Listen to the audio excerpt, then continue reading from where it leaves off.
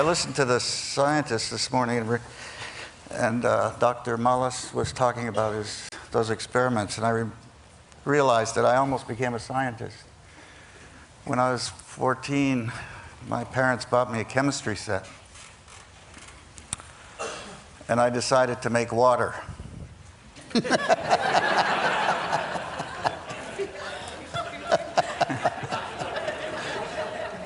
So I made a hydrogen generator, and I made an oxygen generator, and I had the two pipes leading into a beaker, and I threw a match in.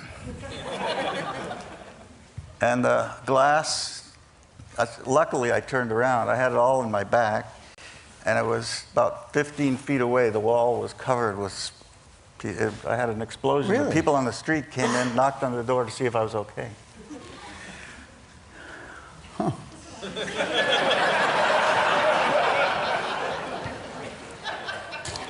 So I'd like to start again and just start this session again. The gentleman to my left is the very famous, perhaps overly famous, Frank Gehry. And Frank, you have come to a place in your life which is astonishing. I mean, it is astonishing for an artist, for an architect, to become actually an icon and a legend in their own time. I mean, you have become, whether you can giggle at it, because it's a funny, it's a strange thought, but your building is an icon. You can draw a little picture of that building. It can be used in ads. And you've had not rock star status, but celebrity status in doing what you wanted to do for most of your life. And I know the road was extremely difficult. And it didn't seem, at least, that your sellouts, whatever they were very big. That you kept moving ahead in a life where you're dependent on working for somebody. Right? But that's an interesting thing for a creative person. A lot of us work for people. We are in the hands of other people. And that's one of the great dilemmas. We're in a creativity session. It's one of the great dilemmas in creativity. How to do work that's big enough and not sell out. And you've achieved that. And that makes your win doubly big, triply big. It's not quite a question, but you can comment on it. It's a big issue. Yeah. Well, I've always just, I've never really gone out looking for work. I always waited for it to sort of hit me on the head. And when I started out, I thought that architecture was a service business and that you had to please the clients and stuff. And I realized when I'd come into the meetings with these corrugated metal and chain link stuff, and people would just look at me like I just landed from Mars. But I couldn't do anything else. That was my response to the people in the time. And actually, it was responding to clients that I had that didn't have very much money, so they couldn't afford very much. I think it was circumstantial. Until I got to my house, where the client was my wife. We bought this tiny little bungalow in Santa Monica, and for like 50 grand, I built a house around it, and a few people got excited about it. I was visiting with an artist, Michael Heiser, out in the desert near Las Vegas somewhere. He's building this huge concrete place, and it was late in the evening. We'd had a lot to drink. We were standing out in the desert all alone, and he said, thinking about my house, he said, did it ever occur to you if you built stuff more permanent, somewhere in 2,000 years, somebody's going to like it?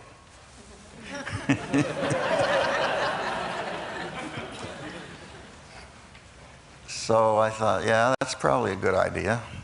Luckily, I started to get some clients that had a little more money, so the stuff was a little more permanent. But I just found out the world ain't going to last that long. This guy was telling us the other day. So where do we go now? Back to temporary. Everything's so temporary. I don't see it the way you characterized it, Richard, obviously. For me, every day is a new thing. I approach each project with a new insecurity, almost like the first project I ever did. And I get the sweats. I go in, start working. I'm not sure where I'm going. If I knew where I was going, I wouldn't do it. When I can predict or plan it, I don't do it. I discard it. So I approach it with the same trepidation. I mean, obviously, over time, I have a lot more confidence that it's going to be okay. I do run a kind of a business. I got 120 people, and you got to pay them, and so there's a lot of responsibility involved. But the actual work on the project is with, I think, a healthy insecurity. And like the playwright said the other day, I could relate to him that you're not sure. And when you look at it, when Bilbao was finished and I looked at it, I saw all the mistakes. They weren't mistakes. I saw everything that I would have changed. And I thought of it, I was embarrassed by it. I felt an embarrassment. How could I have done that? How could I have made shapes like that or done stuff like that? It's taken several years to now look at it detached and say, as you walk around the corner and a piece of it works with the road and the street and it appears to have a relationship, that I started to like it. What's the status of the New York project? I don't really know. Tom Krenz came to me with Bilbao and explained it all to me, and I thought he was nuts, and I didn't think he knew what he was doing, and he pulled it off. So I think he's Icarus and Phoenix all in one guy. And he gets up there, and then he comes back up. They're still talking about it, let's say. September 11 generated some interest in moving it over to Ground Zero. And I'm totally against that, but I just feel uncomfortable talking about or building anything on Ground Zero, I think for a long time, maybe. The picture on the screen is of the Disney. Is that Disney? Yeah. How much further along is it than that, and when will that be finished? That'll be finished in 2003, September, October. And I'm hoping Q and Herbie and Yo-Yo and all those guys come play with us at that place. Luckily today, most of the people I'm working with are people I really like. Richard Koshalek is probably one of the main reasons that Disney Hall came to me. He's been a cheerleader for quite a long time. There aren't many people around that are really involved with architecture as clients. You know, if you think about the world, and even just in this audience, most of us are involved with buildings, not with art, nothing that you would call architecture, right? And so to find a guy like that, you hang on to him, you know. He's become the head of Art Center, and and there's a building by Craig Elwood there. And I knew Craig and respected him. And they want to add to it. And it's hard to add to a building like that. It's a beautiful, minimalist, black steel building. And Richard wants to add a library and more student stuff. And it's a lot of acreage. And I convinced him to let me bring in another architect from Portugal, Álvaro Siza. Why'd you want that? I knew you'd ask that question. It was intuitive.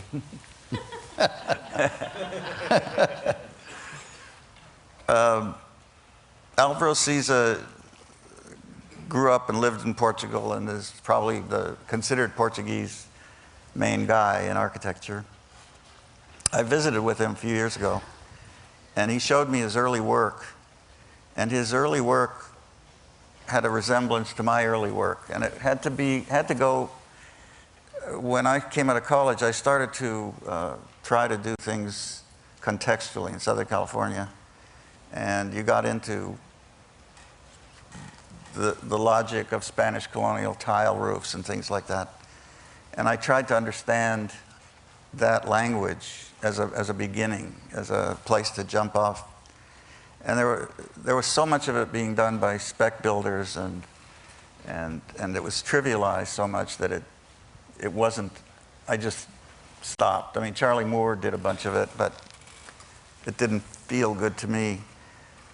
CISA, on the other hand, continued in Portugal, where the real stuff was, and evolved a modern language that relates to that historic language. And I always felt that he should come to Southern California and do a building. And I tried to get him a couple of jobs, and they didn't pan out. And I like the idea of collaboration with people like that, because it pushes you. It's like I've done it with Klaus Oldenburg and with Richard Serra, who doesn't think doesn't think architecture is art. Did you see that thing? What did he say? He calls architecture plumbing. Anyway, the CISA thing, it's a richer experience. It must be like that for Q doing things with musicians. It's similar to that, I would imagine, where you huh? Liquid architect. Where it's like jazz. You improvise, you work together, you play off each other, you make something, they make something. And I think it's a way for me, it's a way of trying to understand the city and what might happen in the city. Is it going to be near the current campus? Yeah. Or is it going to be down near? No, it's near the current campus. Anyway, he's that kind of patron. It's not his money, of course. What's the schedule on that? I don't know. What's the schedule, Richard? Started construction in 2004. 2004. You can come to the opening, I'll invite you. No, but the issue of city building in democracy is interesting, because it creates chaos, right? Everybody doing their thing makes a very chaotic environment. And if you can figure out how to work off each other, I mean, it's not that if you can get a bunch of people who respect each other's work and play off each other, you might be able to create models for how to build sections of the city without resorting to the one architect, like the Rockefeller Center model, which is kind of from another era. I found the most remarkable thing, my preconception of Bilbao was this wonderful building, go inside and there'd be extraordinary spaces. I'd seen drawings you had presented here at TED. The surprise of Bilbao was in its context to the city. Yeah. That was the surprise of going across the river, of going on the highway around it, of walking down the street and finding it. That was the real surprise of Bilbao. But you know, Richard, most architects, when they present their work, most of the people we know, Yeah. you get up and you talk about your work, and you talk about, it's almost like you tell everybody you're a good guy by saying, look, I'm worried about the context, I'm worried about the city, I'm worried about my client, I worry about budget, I'm on time, blah, blah, blah, and all that stuff. And it's like cleansing yourself so that you can, and by saying all of that means your work is good somehow. And I think everybody, I mean, that should be a matter of fact, like gravity. You're not going to defy gravity. You got to work with the building department. If you don't meet the budgets, you're not going to get much work. If it leaks, Bilbao did not leak. I was so proud. The MIT project, they were interviewing me for MIT, and they sent their facilities people to Bilbao. I met them in Bilbao. They came for 3 days. This is the computer building there. Yeah, the computer building. They were there 3 days, and it rained every day. And they kept walking around. I noticed they were looking under things and looking for things. And they wanted to know where the buckets were hidden. You know, people put buckets on them. I was clean. There wasn't a bloody leak in the place. It was just fantastic. But you've got to, yeah, well, up until then, every building leaked. So this,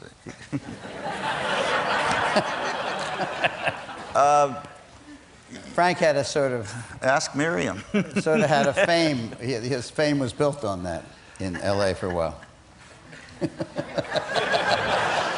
You know, you've all heard the Frank Lloyd Wright story when the woman called and said, "Mr. Wright, I'm sitting in the couch and the water's pouring in on my head." And he said, "Madam, move your chair."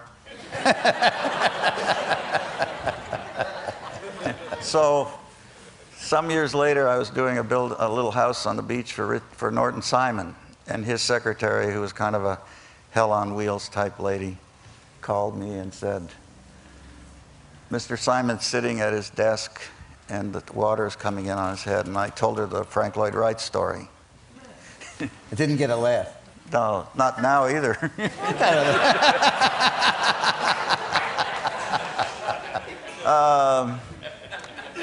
But my point is that, and I call it the then what. Okay, you solved all the problems, you did all the stuff, you made nice, you loved your clients, you loved the city, you're a good guy, you're a good person, and then what? What do you bring to it? And I think that's what I've always been interested in, is that piece, which is a personal kind of expression.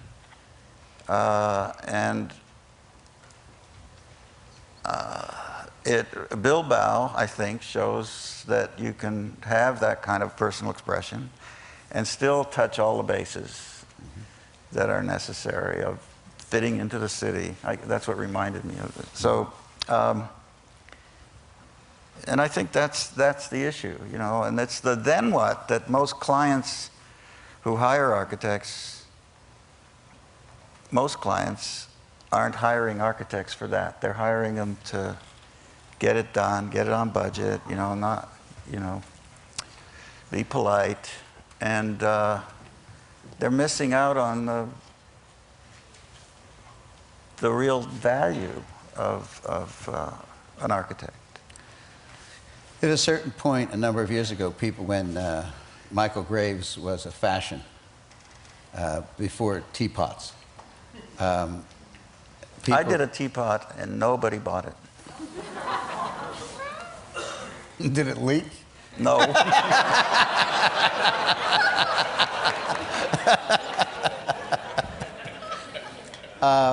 That people wanted a Michael Graves building.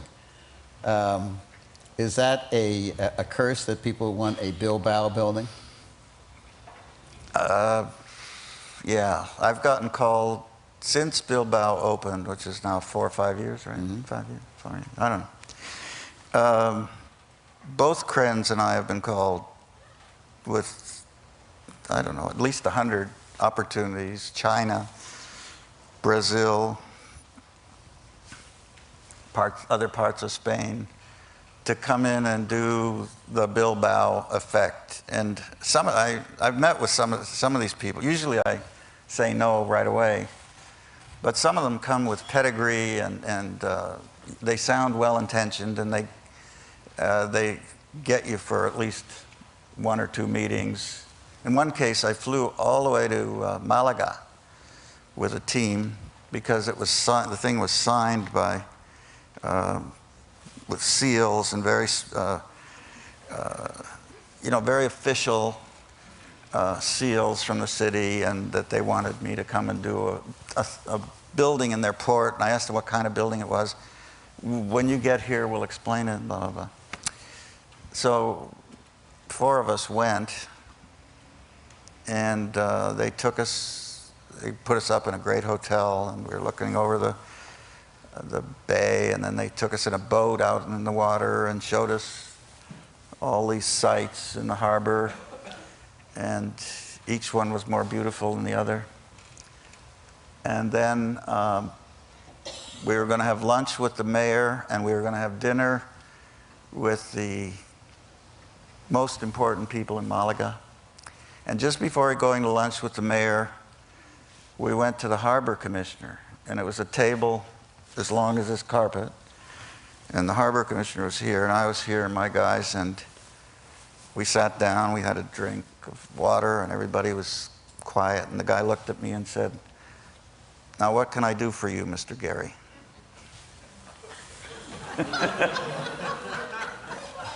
Oh my God. So I got up. I said to my team, "Let's get out of here." We stood up, we walked out. They followed, the guy that dragged us there followed us. He said, "You mean you're not going to have lunch with the mayor?" I said, "Nope." "You're not going to have dinner with all?" They just brought us there to hustle this group, you know, to create a project. And we get a lot of that. And you got to really, luckily I'm old enough that I can complain I can't travel. I don't have my own plane yet, but. Well, I'm going to wind this up and wind up the meeting because it's been very long, but let me just say a couple words. Can I say something? Are you going to talk about me or you?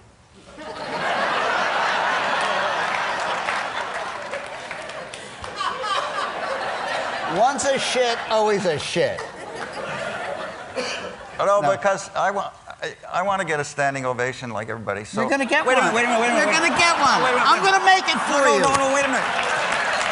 No, slow down.